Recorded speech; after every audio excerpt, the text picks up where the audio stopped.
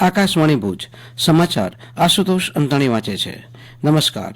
પ્રધાનમંત્રી નરેન્દ્ર મોદી આજે પ્રધાનમંત્રી આવાસ યોજના હેઠળના 1,31,454 આવાસનું ઈ-લોકાર્પણ અને ખાતમુહૂર્ત કરશે. આવાસ અર્પણના આ ઐતિહાસિક કાર્યક્રમમાં રાજ્યના તમામ 182 વિધાનસભા ક્ષેત્ર અંતર્ગત 115 ગ્રામીણ મત વિસ્તાર અને 67 શહેરી મત વિસ્તાર ક્ષેત્ર જોડાશે. ડીસા ખાતે યોજાનારા આ કાર્યક્રમમાં રાજ્યના મુખ્યમંત્રી ભૂપેન્દ્ર પટેલ પણ ઉપસ્થિત રહેશે. પ્રધાનમંત્રી આ અવસરે આવાસ યોજનાઓના લાભાર્થીઓ સાથે વર્ચ્યુઅલી સંવાદ પણ કરશે. ડીસા ખાતેના આ કાર્યક્રમમાં લોકસભા સાંસદ CR પાટીલની વિશેષ ઉપસ્થિતિ રહેશે.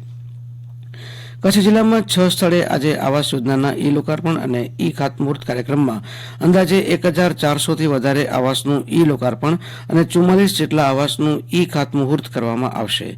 કચ્છ જિલ્લામાં કુલ 6 સ્થળે કાર્યક્રમનું આયોજન કરવામાં આવ્યું છે, જેમાં ભુજ અને ગાંધીધામમાં શહેરી કક્ષાએ કાર્યક્રમ યોજાશે, જ્યારે અંજાર, અબડાસા, માંડવી અને રાપર ખાતે ગ્રામ્ય કક્ષાએ કાર્યક્રમનું આયોજન કરવામાં આવ્યું છે. તમામ 6 જગ્યાએ ડીસાથી આયોજિત થનારા કાર્યક્રમનું જીવંત પ્રસારણ નિહાળી શકાય તે રીતે આયોજન કરવામાં આવી રહ્યું છે.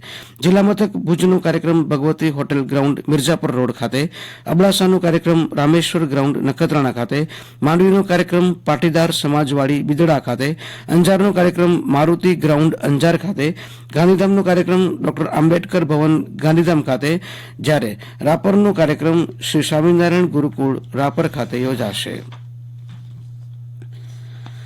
રાજ્યએ સૌર ઉર્જાના ક્ષેત્રે દેશમાં મોખરાનું સ્થાન પ્રાપ્ત કર્યું છે. સૂર્ય ગુજરાત સોલાર રૂફટોપ યોજના અંતર્ગત સોલાર રૂફટોપ સ્થાપિત કરવામાં 82% હિસ્સા સાથે રાજ્ય દેશભરમાં પ્રથમ ક્રમે રહ્યું છે.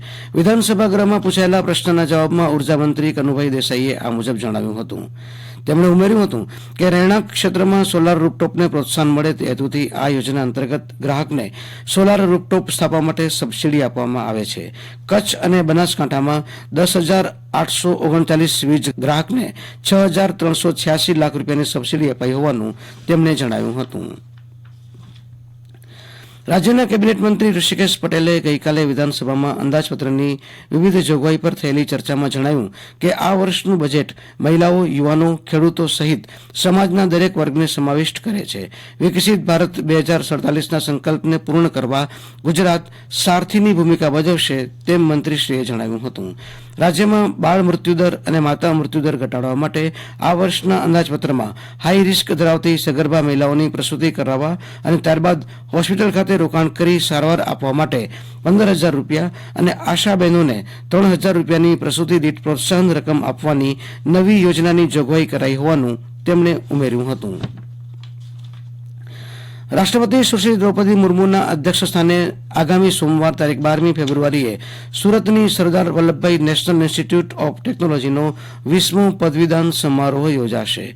વીર નર્મદ યુનિવર્સિટીના કન્વેન્શન હોલમાં યોજાનારા આ પદવીદાન સમારોહમાં સંસ્થાની 12 વિદ્યા શાખાના 1,434 વિદ્યાર્થીને પદવી એનાયત કરાશે. રાજ્યપાલ આચાર્ય દેવવ્રત પણ આ સમારોહમાં ઉપસ્થિત રહેશે. દેશની સુરક્ષા માટે કચ્છ મહત્વનો જિલ્લો છે. કચ્છમાં દરિયાઈ અને જમીની સરહદ હોવાથી અનેક પડકારો છે. દેશની સુરક્ષાના એકમાત્ર લક્ષ્ય સાથે તમામ તંત્ર એક ટીમ બનીને કાર્યરત છે તેમ પશ્ચિમ કચ્છ પોલીસ દ્વારા આયોજિત સ્પોર્ટ્સ મીટનું ગઈકાલે જિલ્લા મથક ભુજ ખાતે ઉદ્ઘાટન કરતા ગુજરાતના પોલીસ વડા વિકાસ શાહે જણાવ્યું હતું. આ પ્રસંગે સરહદી બોર્ડર ભુજના આઈજી JR મોથાલિયા તથા પશ્ચિમ કચ્છ જિલ્લા પોલીસ અધિક્ષક અને સ્પોર્ટ્સ મીટ 2024ના યજમાન મહેન્દ્ર બગડિયાએ પ્રાસંગિક ઉદ્બોધન કર્યું હતું. આજથી માહી નવરાત્રી પર્વનો પ્રારંભ થાય છે. હિન્દુ પંચાંગ મુજબ વર્ષમાં 4 નવરાત્રી આવે છે. એમાં મહા મહિના અને અષાઢ મહિનાની નવરાત્રી ગુપ્ત નવરાત્રી કહેવાય છે. ચૈત્ર અને આસો નવરાત્રીની પૂજા અર્ચના સાથે ઉજવણી થાય છે. મહા મહિનાની નવરાત્રી દરમિયાન વસંત પંચમી પર્વ ઉજવાય છે. ગુજરાતના આરોગ્ય કમિશનર હર્ષદ પટેલે કચ્છની મુલાકાત લીધી હતી. આ મુલાકાત દરમિયાન તેમણે જિલ્લા મથક ભુજ ખાતે અદાણી સંચાલિત GK જનરલ હોસ્પિટલની મુલાકાત લઈને ઉપલબ્ધ સારવાર સુવિધા તથા દર્દીઓના પ્રમાણ સહિતની વિગતો મેળવી હતી, તેમજ જરૂરી નિર્દેશો કર્યા હતા. જયપુર ખાતે રમાઈ રહેલી રણજી ટ્રોફી એલિટ A ગ્રુપની રાજસ્થાન સામેની મેચમાં સૌરાષ્ટ્રની ટીમે 4 વિકેટના ભોગે 242 રન કર્યા હતા. ચેતેશ્વર પુજારાએ 110 રન કર્યા હતા. આ સાથે આ સમાચાર બુલેટિન પૂરું થયું. નમસ્કાર.